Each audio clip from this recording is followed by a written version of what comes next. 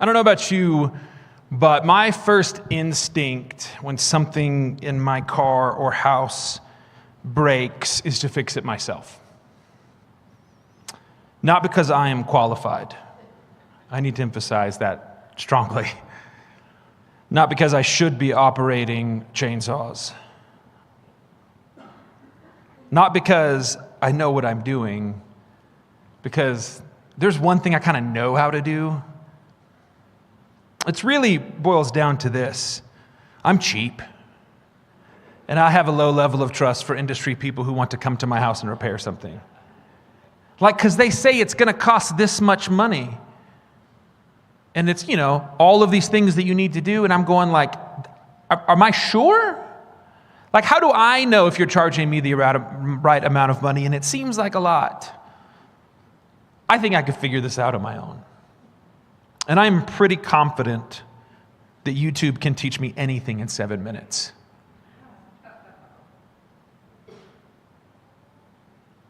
Anytime something in our car breaks, what I normally do is the first thing I do is I call Josh Fossler.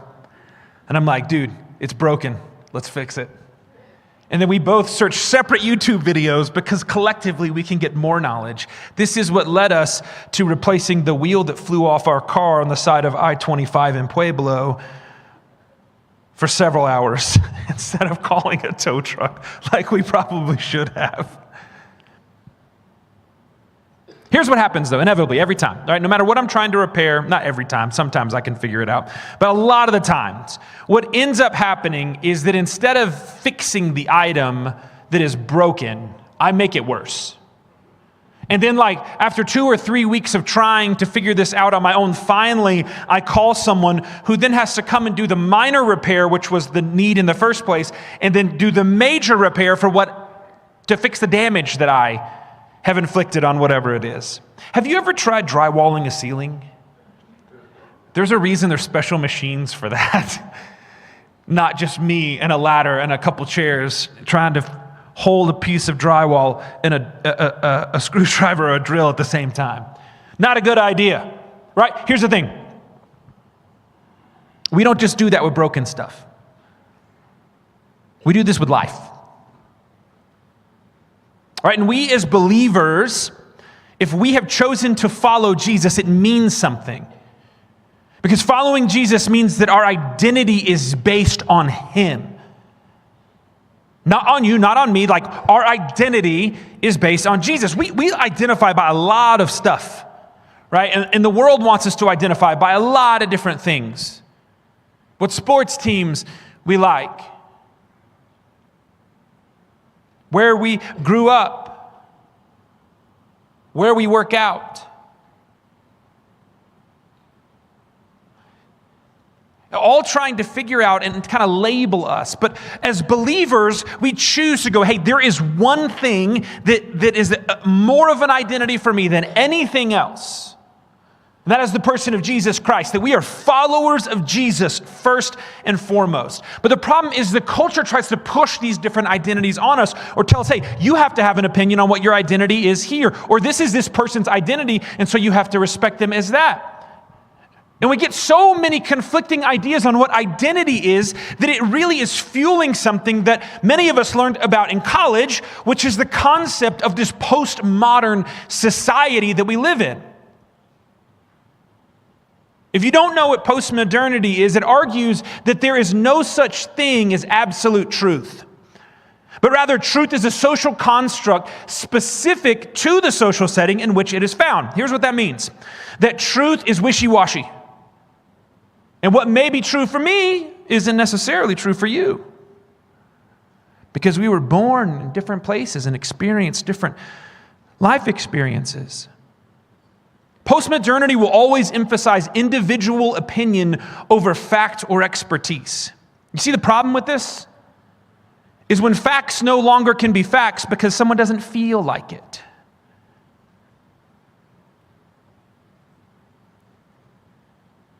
It's the idea that a person determines what their own truth is based on how or what they think or feel about a certain subject.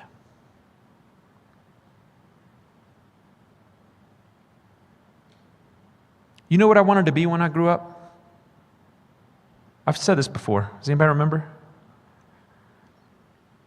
Very respected profession. Not this one. A Ninja Turtle. Specifically the blue one, Leonardo. He had swords. You know. It doesn't matter how much I want to be a Ninja Turtle. I'm never going to be a Ninja Turtle. I can dress up like a Ninja Turtle. But the truth is, at the end of the day, Ninja Turtles are fictional things. They're characters from a comic book and TV show. And as much as I want to pretend like I am, the fact is physiologically, genetically, in my DNA, I am not a man turtle because man turtles don't exist. Teenage, they're not men yet. Maybe one day. The man mutant turtle, that sounds terrible. Sounds like a National Enquirer headline. Here's the thing about postmodernity. It's this deception that's subtle. Because it sounds empowering. It sounds like, no, you got this. It's your truth. You got it. It's how you feel. Trust your gut. You can define your own truth. That can be true for them, and you can have a different truth for you. But the problem with this is this subtle thing that feels good. It feels like it's affirming. It creates this slow drift. Because we were created to have something at the center, and it's not us. And we slowly drift away from the one we were created to orbit. Because when you think about, or what you think about, what you feel, no matter what you think truth is, what you think about Jesus doesn't change the truth about Jesus. Someone can look at you and go, well, Jesus may be true for you, but he's not true for me. No, Jesus is true for you. You just haven't believed. You don't get to choose if Jesus is true for you or not. It seems like he once said, I am the way, the truth, and the life. No one gets to the Father but through him. I can just imagine a college sophomore in 2026 sitting and having a conversation with Jesus. And I think Jesus would just stare at him, kind of shake his head, and just tell him he loves him. You see, how I feel about God, how I feel God should respond, one way or the other, doesn't change the character of God. I think sometimes God should do certain things and God chooses not to do them. That doesn't change his character.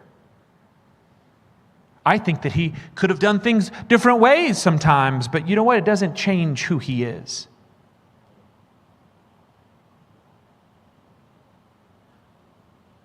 I think that at birth, everyone should be given a jet ski, but God did not see fit to that. And it still doesn't change who he is. It just means I don't get a jet ski. But here's a serious thing. As the global church, guys, we've elevated this idea of me, and it's not just the outside culture, it's us too. We've elevated this idea of me. And in the process, forgotten that our opinions don't determine truth. Jesus does. This is my point. This is where we're going today, right? What we abide in determines what we become. What we abide in determines what we become. If you have your Bibles, you can flip to John chapter 15.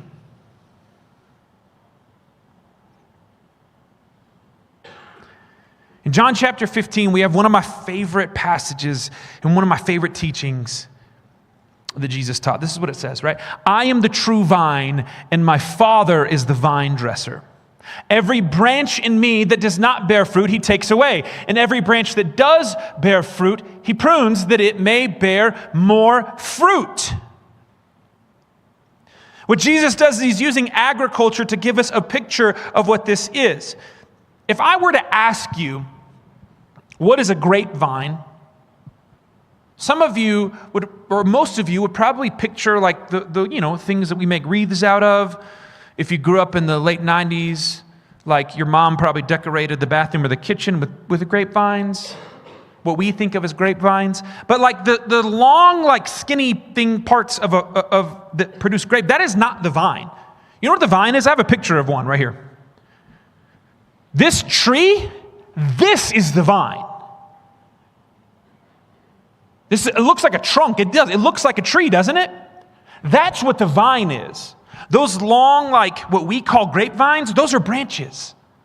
And so in this analogy, what Jesus is saying is that he is the vine and his Father is the one who cultivates to produce fruit, right? God the Father cultivates us to produce fruit because we, in this scenario, are the branches.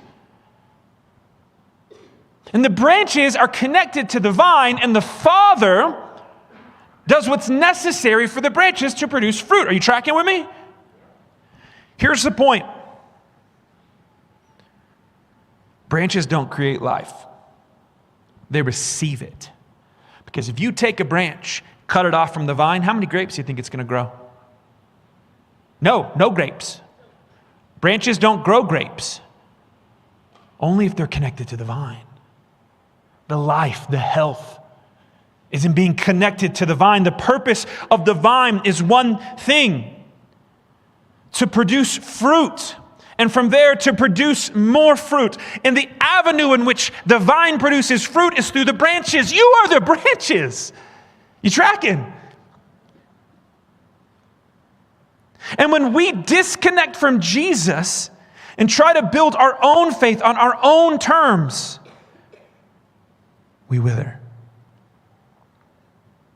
You see, like faith isn't about what you think. It's not about your opinions. It's about the truth that we have in Scripture. It's about the truth in Jesus Christ. And the only way that you can be an effective follower and believer of Jesus that produces fruit is to be connected to Him, the source of truth. Come on.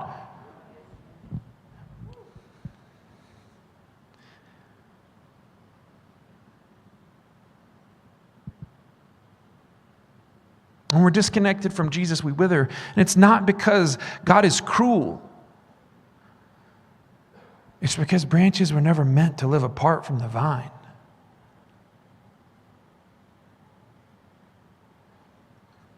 Our family farm in Alabama, we don't have a grapevine, but we have a scuppernong vine. Does anybody know anybody ever heard of scuppernongs? Muscadines? Similar.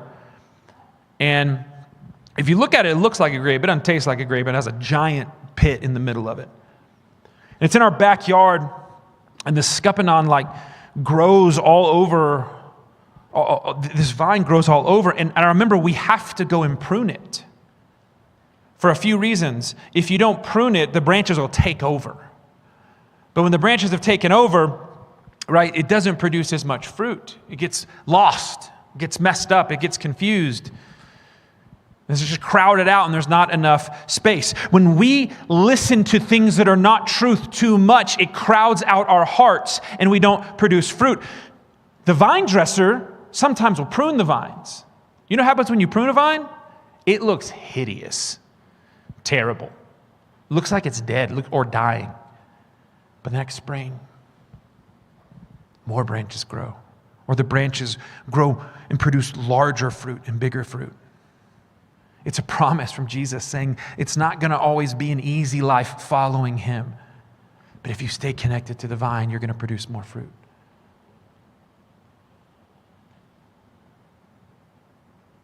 Verse 3, Jesus continues.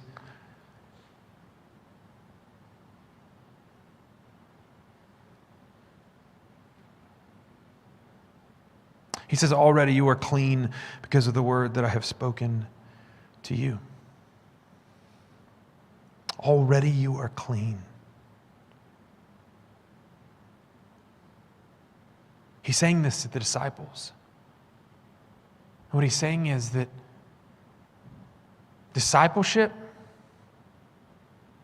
right, starts with presence. It starts with grace, not performance. you're already there.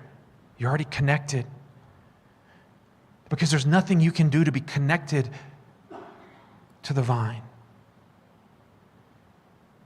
You can't earn your connection. You just receive it. There's nothing you can do to earn your way to deserve Jesus. You're not good enough. We talk about the gospel frequently, and it's interesting because we share the gospel and we read the gospel, but at the end of the day, the gospel is not something that we do. The gospel is something that was done for us. The good news is what was done for us. We don't earn it. We receive it by staying connected because of what Jesus has spoken over us. You don't earn your connection to the vine. You receive it.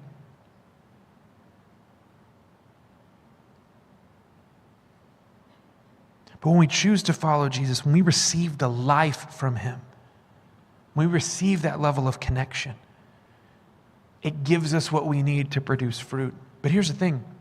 Sometimes it takes preparation. Sometimes in life we're looking around going, man, Jesus, I'm following you. I'm trying to invite my neighbors. I'm trying to share the gospel. I'm trying to do what's right. But it's just so hard. I'm not seeing the fruit. Sometimes it takes season after season after season before a branch that's connected to life will actually bear fruit. We don't like that because we want that to be instantaneous. We want to see the impact of our faith instantaneously. But the more important thing is that we stay connected for the right season for fruit to be produced. Anybody love to paint in here, like your house? I know at least one of you does. Yes, Carla loves to paint. We had this conversation the other day. I hate painting walls. Actually, I don't hate painting the actual walls. You know what I really hate? Like preparing to paint walls. I hate taping things off. You get that paper that's too thin because you're too cheap to buy the quality stuff, or like the terrible drop mats that are made out of like half-ply trash bag, because again, you're too cheap to buy the canvas ones. And like you're trying to like take this blue tape and tape everything off and make sure that it's all sealed right because you don't want it bleeding on your baseboards or getting on your ceiling. And you take so much time to get ready to paint, that by the time you actually paint, you're like, oh, the painting was no big deal. The painting was the easy part. See the connection here. Sometimes we worry our lives aren't producing fruit, but we need to spend more time in the preparation, staying connected to Jesus. And then when we produce fruit, when our life makes an impact on someone else for Jesus, it's like, oh, that actually was the easy part. I spent time connected to Jesus and the producing fruit was the easy part. Guys, by having faith in Christ, you are prepared to bear fruit. It doesn't mean that every conversation with a lost person, every conversation with a coworker or someone at school is going to be like the moment that revival breaks out. But if you stay connected to Jesus, if you remain in Him, if you put your faith in Him, you will bear that fruit. Because Jesus prepares us to keep taking our next steps of faith. But we have to stay connected to Him. We have to continue to pursue Him. This is what I mean by that. Here's what I mean when I say that we have to stay connected to Jesus. John chapter 15. Verse 4. Jesus says this. Abide in me, and I in you. As the branch cannot bear fruit by itself, unless it abides in the vine, neither can you unless you abide in me. He says, I am the vine, you are the branches. Whoever abides in me and I in him, he it is that bears much fruit. For apart from me, you can do nothing.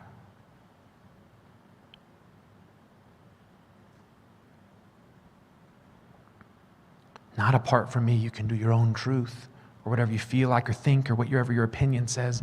Jesus says, apart from me, you can do nothing. I love this word, abide.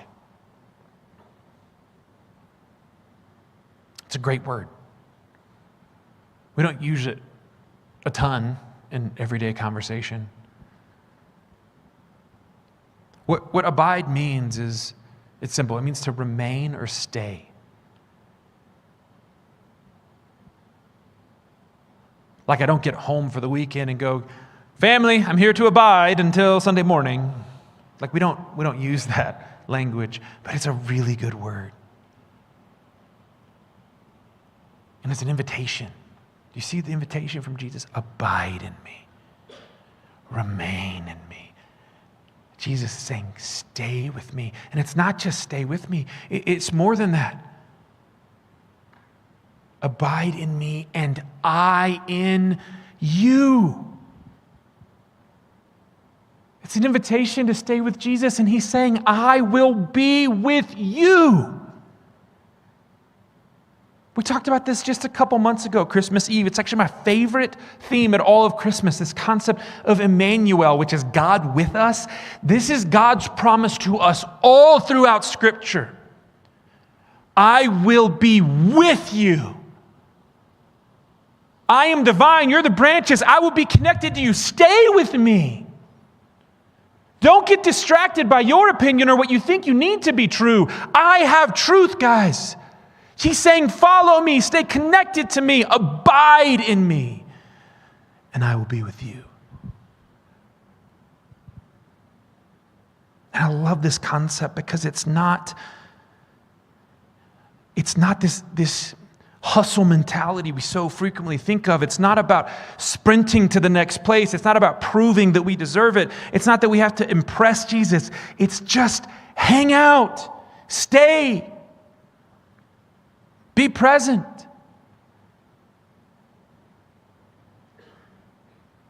One of the most significant moments for us, many of you know that our youngest James has gone through a journey with epilepsy. And I can tell you when it first happened, and by the grace of God, he has been seizure-free for 5 years. Amen, come on. But I remember when it first happened, we were scared. And I don't know what your experience is like in doctor's offices, but you know what mine is like?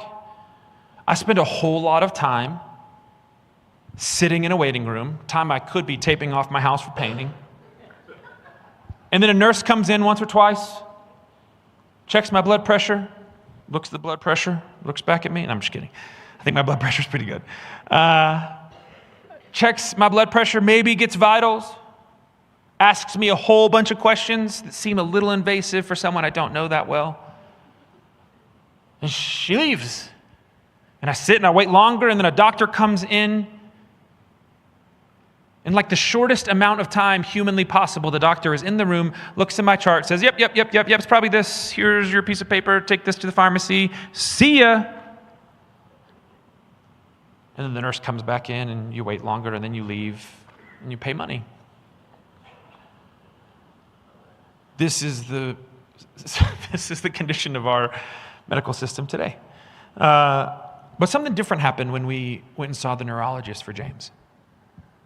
I remember, this is my expectation, right? And so I'm kind of, I have a lot of questions as a parent. We're scared. We don't know what's going on. So I've even gone through and whittled down my questions to the most important ones to ask so that I can figure out what the doctor can do and what I can fix by watching YouTube for my epileptic son. But we have this list of questions, and I remember sitting there with the doctor, and he doesn't seem like he's in a hurry. And he sits with us. He asks us questions. James was terrified at the moment that he wouldn't be allowed to go on roller coasters. So he said, can I go on roller coasters? We're going on vacation. And the doctor's like, yeah, you can go on roller coasters. And then he sat longer, and he answered more of our questions, and I exhausted my list, and I started working through the next list. We expressed to him the fear. He kind of walked us through the things that we needed to know, and we spent over an hour with the presence of this doctor.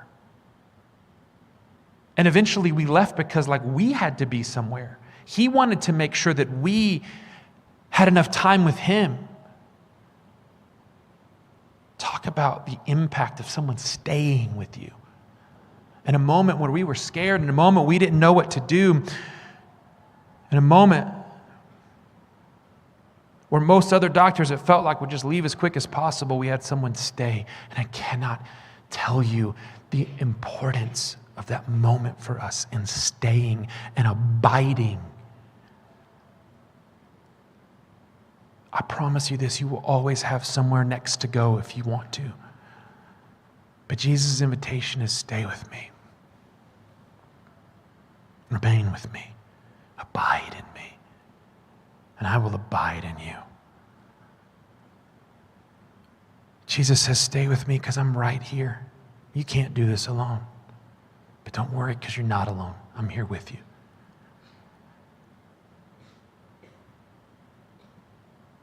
I think some of you may hear the word abide and think it means to try harder, to do things better, to be a better Christian. I need to be a better Christian. I need to try harder. That's not what abide means.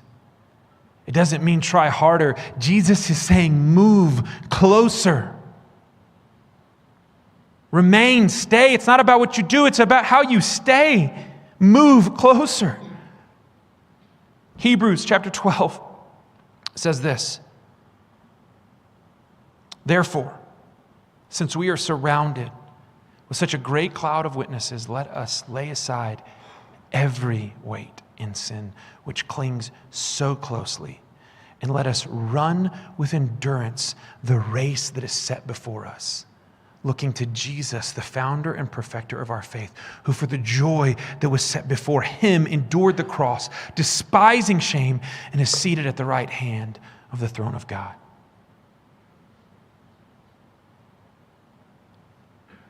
Even when we go, we remain.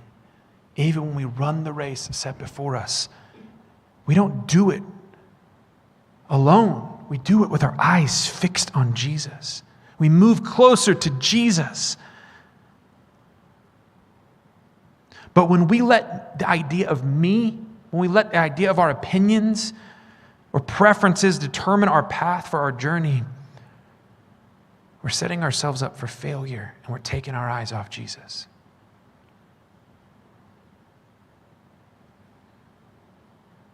Guys, the race is run by people who keep their eyes on Jesus. Does that mean it's going to be easy? No.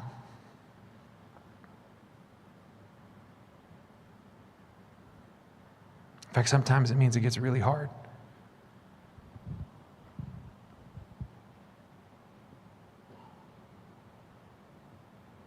I don't know if you've ever heard the name, I'm sure you have, heard the name Bear Grylls. Any Bear Grylls fans?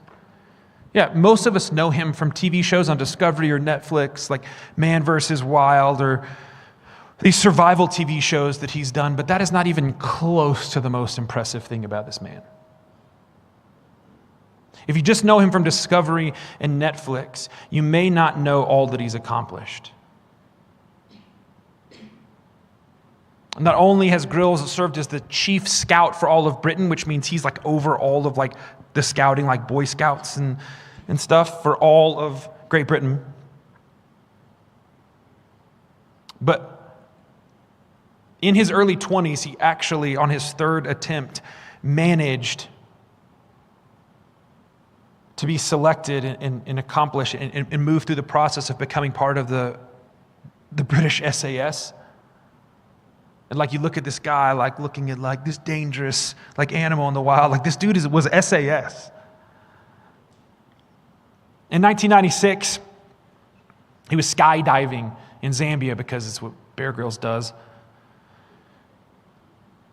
and his parachute failed. And at 16,000 feet, his fall is one of the highest ever to be survived without a functioning parachute. He broke his back in 3 places. 1996, he's 23 years old. You may think, man, that guy went from broken back to like doing all this crazy survival stuff. It's crazier than that. Because for me, the most incredible thing about Bear Grylls isn't that he survived and went on to have a profession as a TV personality. It's what he did after he broke his back. Less than 2 years after breaking his back, 16 months after leaving rehab, at 23 years old, Bear Grylls became the youngest Briton to summit Mount Everest.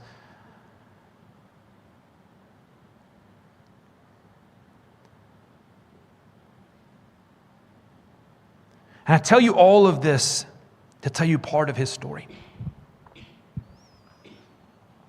Bear talks about the journey that he went through to get where he was. And if you read his biography, he talks about the last days before he reached the summit, as he's in the death zone on Everest. That the thing that kept him moving forward is a piece of paper he clung to. It's just words on a wrinkled piece of paper that was wrapped in plastic that he brought with him.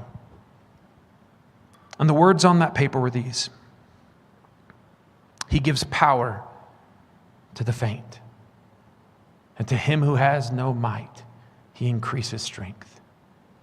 Even youths shall faint and be weary, and young men shall fall exhausted.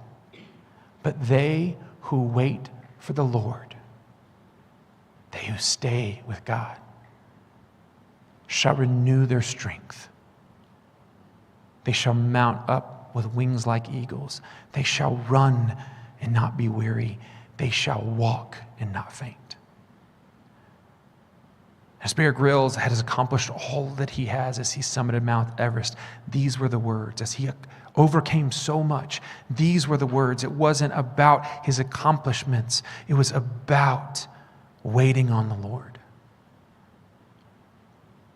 and staying with God and remaining in him. And when we remain in Jesus, the races will be run. We will walk without weary. We will mount up with wings like eagles. Or not faint. We will produce fruit.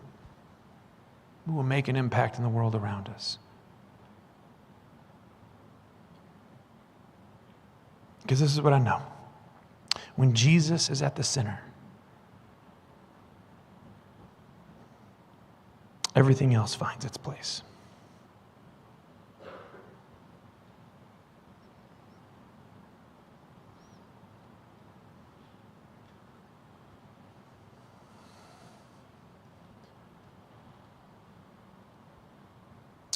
This morning I want to share with you something that is part of our family finding our center in faith. It's something that's important to share with you as your pastor. You see, after a lot of prayer and seeking the Lord as a family, Ashley and I believe God is leading us into a new season of ministry. And because of that, March 15th will be my last Sunday as the lead pastor of Lighthouse Church.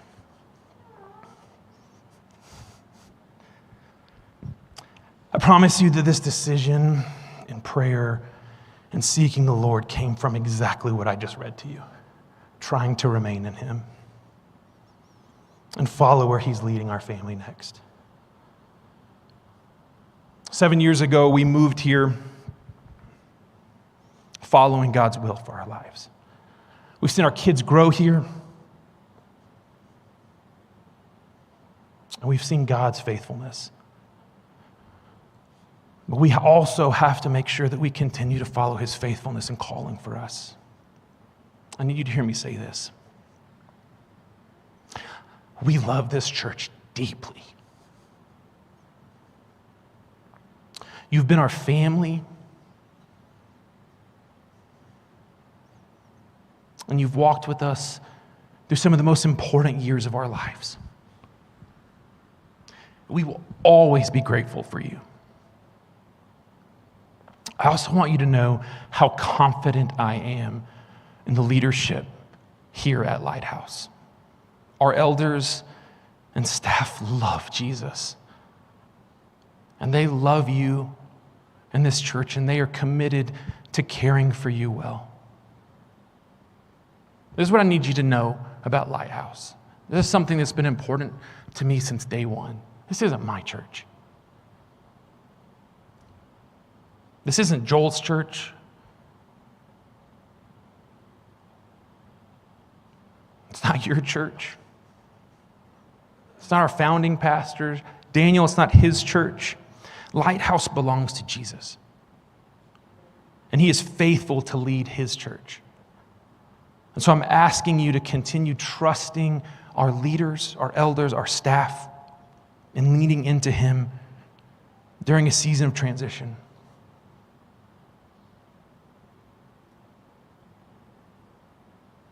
Guys, we love you so much. From the bottom of my heart, know how much I love you. And over these next weeks, our desire is simply to finish strong and cherish the time that we have together. I may look through my Rolodex of sermons and pick out like, hey, what do I feel like is my greatest hits? But we look forward to a month of connection, cherishing, and seeking the Lord together. I mean it when I say that the strongest thing we can do is abide in him and remain in him. And sometimes that leads us in places that a few years ago we didn't think it would lead. But the safest place for us to be is with Christ at the center. And so our heart is to model that and follow where he's leading our family. I'm going to invite our elders to come on up.